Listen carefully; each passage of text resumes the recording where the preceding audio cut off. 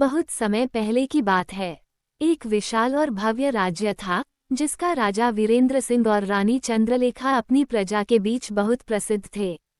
उनका महल स्वर्ण और मणियों से जड़ा हुआ था, लेकिन एक रहस्य उसमें वर्षों से दफन था।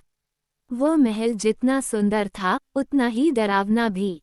राजा वीरेंद्र सिंह को अपने महल में अजीबोगरीब घटनाओं का अनुभव होने लगा। कभी किसी के पैरों की आवाजें सुनाई देती, कभी कोई छाया दिखाई देती।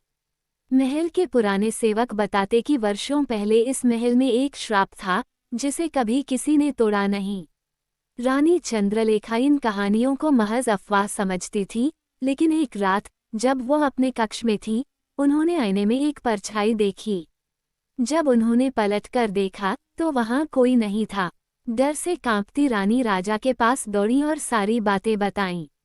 राजा ने रानी को दिलासा दिया और कहा कि वो इस रहस्य को जानने के लिए महल के गुप्त कक्षों की जांच करेंगे।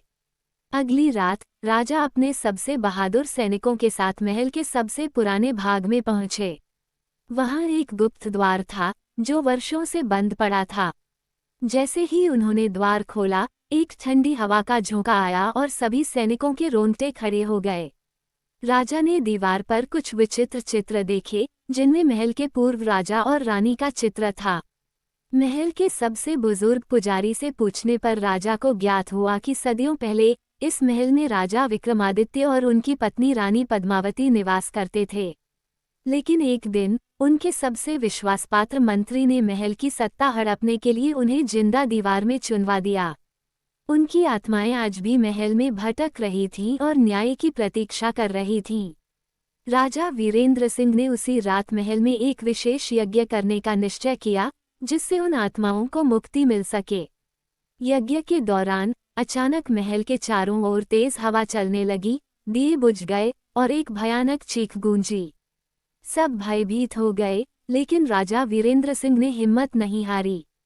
यज्ञ के अंत में हवा शांत हो गई और एक दिव्य प्रकाश महल में फैल गया। तभी एक धीमी आवाज आई, हमें मुक्ति मिल गई। धन्यवाद। इसके बाद महल में कभी कोई डरावनी घटना नहीं हुई। राजा और रानी ने खुशी खुशी अपने राज्य पर राज किया और वह महल एक बार फिर अपनी भव्यता और सौंदर्य के लिए प्रसिद्ध हो गया।